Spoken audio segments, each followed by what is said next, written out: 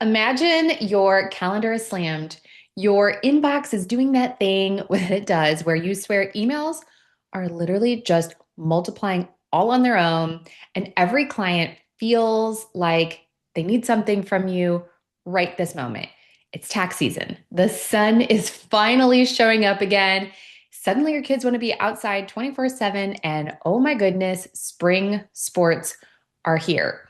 And if you're sitting there thinking, oh my gosh, I feel so behind, I'm in this season where I feel really overwhelmed, don't worry, you're not alone. I am in it right here with you. And I want to share with you just a few kind of tips and tricks and things that I have done when I'm in that moment of overwhelm where it feels like there is just way too much going on and I'm never going to get my head above water. That moment too, where you're like paralyzed, even where you're like, I have so many things on my to-do list that I don't even know where to start. So today I'm going to share with you some of the things that I do when I get into that problem, because often overwhelm, it's not necessarily just a time problem. It's really more of a clarity problem. And once we get some clarity and we solve a few things, then we can start to, figure out where we even start. And that's the worst feeling is when everything feels so important and it feels hard to prioritize all of the tasks on our plate. So I want to give you permission to slow down for just a hot second so that you can speed up for the rest of the week, the rest of the couple of weeks, the rest of the month, through the end of tax season, whatever you've got going on. Okay. And I want to really, before we even dive in, I want to normalize for you that it is completely normal to have moments where you feel like you can't get it all done, moments of sheer overwhelm. And I want to share that that's where I'm at. The last few weeks have been wildly overwhelming for me. And I'm a time management expert, right? Like, this is my jam. Productivity is my thing. And even I get stuck in seasons of, oof, I didn't see that coming. I didn't expect that. Wow, all of a sudden, all of this stuff came to fruition. And here I am sitting in a season of, oh my goodness gracious. So I want to normalize that first and foremost, that you're not broken. There's nothing wrong with your time management skills. It's just part of our humanity. So here's a couple of tips or tricks of things that work for me when I get into this particular season. So, the first thing, number one, you actually want to prepare in advance and get ahead of it. And don't worry, I know that's not always helpful when you're in it, but we know certain things are coming, and we know there are certain patterns in our lives where stuff comes up, and you're going to have one of those windows. And we tend to not honor that and give ourselves buffer days. So, tax season, and all of the processing that comes, whether you prepare tax returns or not, there's a lot that comes along with tax season, client needs, people walking in the door on April 13th asking for a SEP IRA, all of those things that happen. So we want to do some calendar work in advance to prepare for that. Give yourself some buffer days. So go into your calendar right now for next tax season and book in a few buffer days into the calendar that are just days to get caught up. Same thing is if you get really overwhelmed during a surge window and you don't have time and you feel like surge is really overwhelming to you, there's no one right way to do surge. Book yourself a buffer day at the end of every week. Book yourself a buffer week or two in the middle of your surge, right? There is no stone tablet that says you have to go 4 weeks and it has to look like this and you have to do this many meetings a day. You are perfectly allowed to do 2 weeks, take 2 weeks off, and then 2 more weeks. You can build in buffer for when you know you're going to get overwhelmed.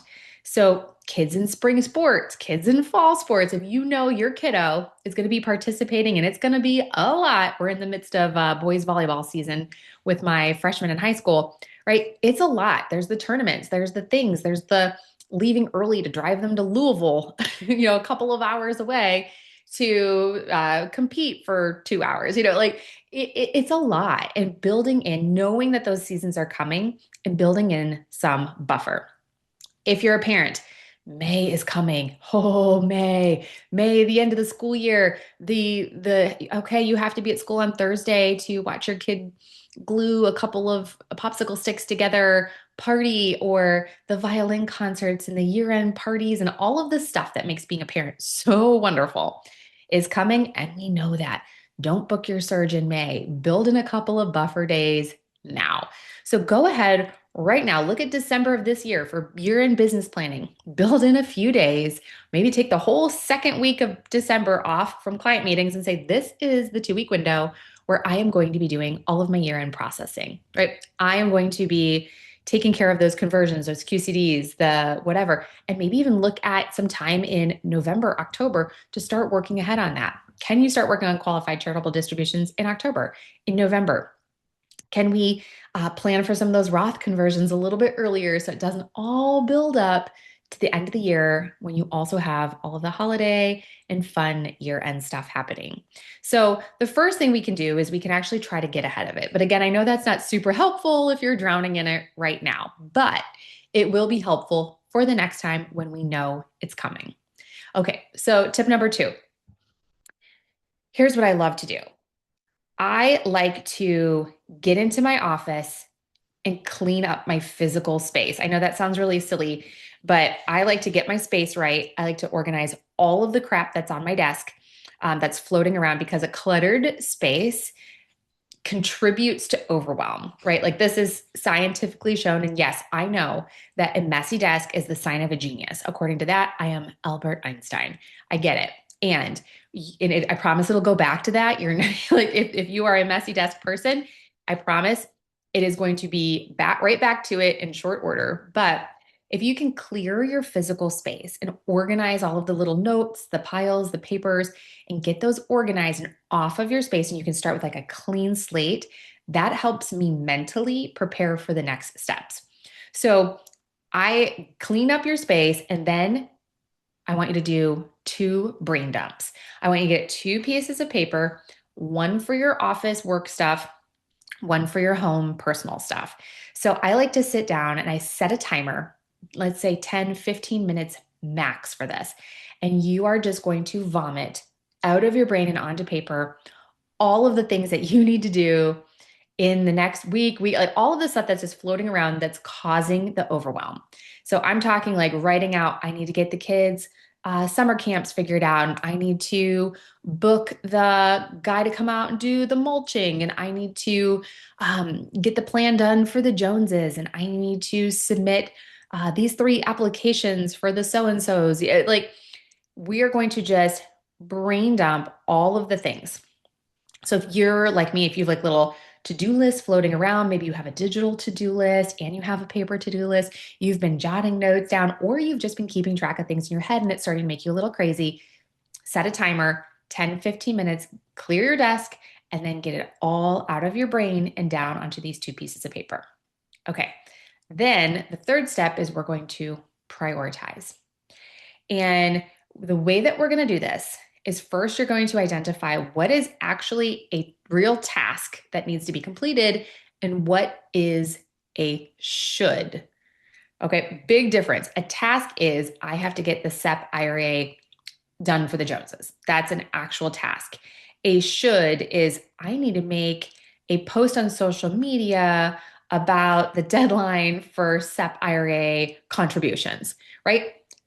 You don't have to do that. You should do that. It'd be nice to do that, right? So if it's that would be nice or a should, don't circle it. We're only circling the tasks. I'll give you another one. The task is I need to finish my personal taxes.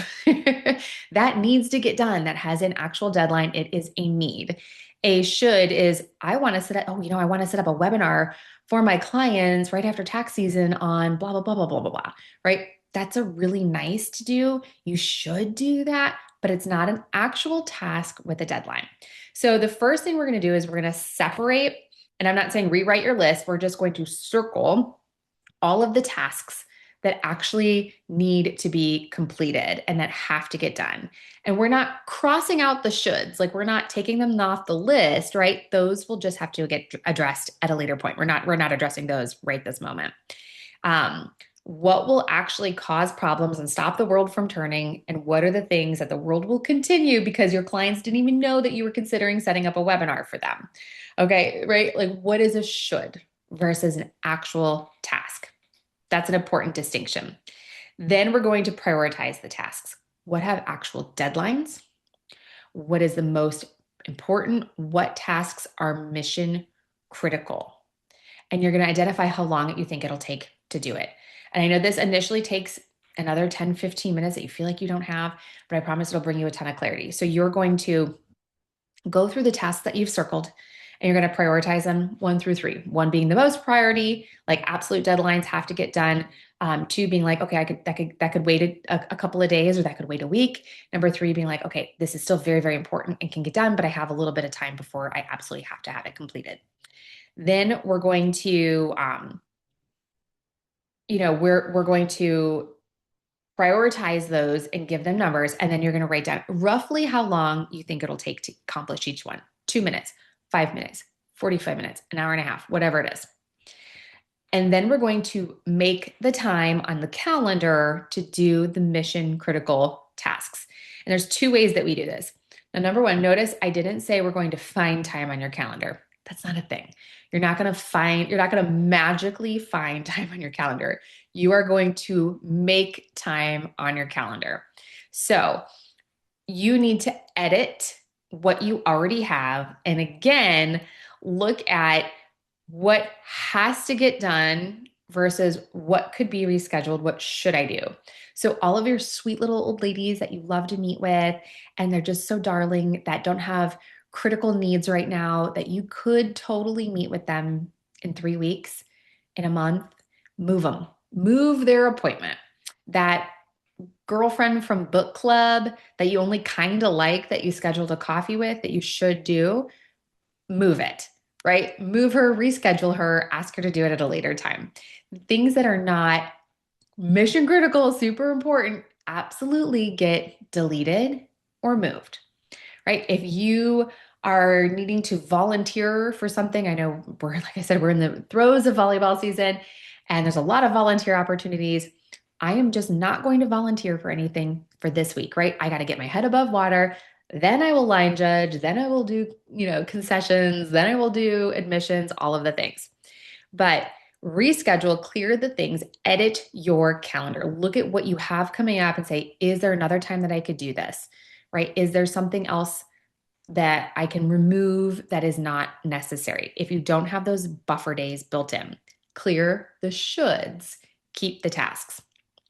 Then just knowing you have some breaks, like, I mean, I can tell you how many times I've been like, okay, go into like who are just, annual strategy sessions that you can move. They don't have anything tech sensitive. It's just like clients that are kind of coming to you, like move that stuff. And I can tell you how many times advisors do this and they're like, oh, I feel so much better. There's like some sort of relief that comes from just knowing you have time on the calendar. Then you're going to go into your calendar and you're actually going to plug in when you're going to do these tasks.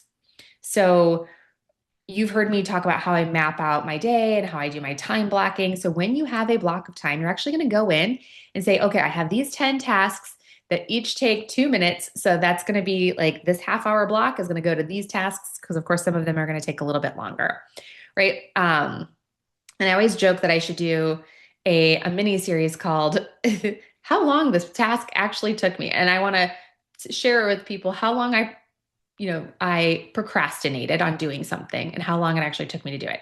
Like procrastinated for 2 hours, took me 30 minutes. That's the worst. Procrastinated for 6 weeks, took me about 5 minutes, right? Story of my life. I know this is true for you too. So by knowing that time frame and just putting it on, this is the time we're going to do the thing. We're not going to procrastinate. We're just going to knock them out because it's in this particular time block. So you're going to make the time on your calendar by canceling the shoulds and maybe even rearranging the have tos, seeing if you can batch meetings, if you can give yourself a whole day of catch up where you can have a messy bun and put your favorite sweatpants on and drink too much coffee and just go to town on your task list.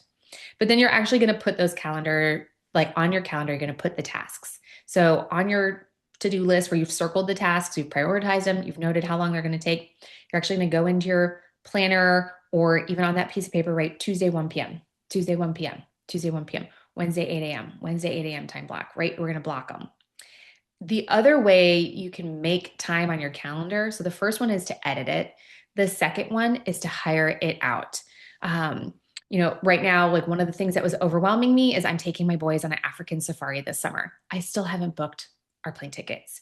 So I keep meaning to sit down. I have a zillion Delta miles from flying and doing all the keynote speaking that I do.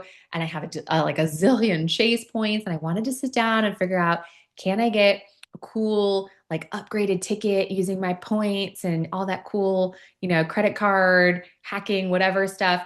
And I realized that I don't know how to do it. I don't really have the time to do it. I'm already overwhelmed. Can I pay somebody else to do that? And I found a guy that I can pay a flat dollar amount who will go out and figure how to get my kids and I some bougie tickets overseas using the points that I already have and getting like a good value for the point. Great. Maybe it's mulching. Maybe you're looking outside going, hey, the weather's breaking. I need to get outside in the lawn and I need to mulch and I've got to do this and I've got to do that. And I have all of these things coming. Hire the kid next door to mow the lawn, pay the people to come lay the mulch. Can you hire it out? Can you buy back your time in a busy season of overwhelm? Same thing with food, meals. Can you do a meal delivery? Can you DoorDash? Can you do, instead of feeling obligated to make all the things and cook all of the stuff this week, can you just buy the pre-made meal from Costco? Can you get the street tacos from Costco and call it good for tonight? The family will be fed. Everybody will love it. Everything will be just fine if you don't make something from scratch at home. So make the time on your calendar, then book the tasks in. Whether you make the time through editing or through hiring it away, do it.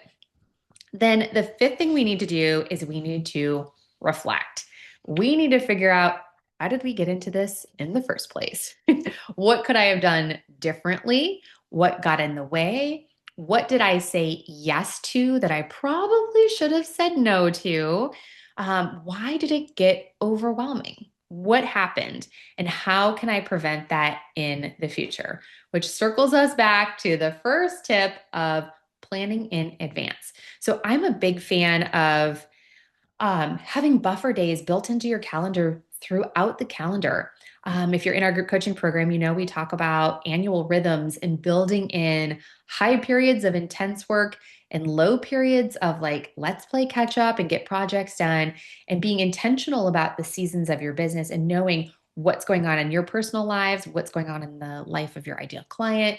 If your clients are snowbirds, their lives looked at, if your clients are teachers, right? Their rhythms are different. So how do we align our rhythms with our business to give us enough time and space? Do you have CEO days built in to actually work on the problem solving, right? So in troubleshooting things, do you have time built into your calendar to train your team?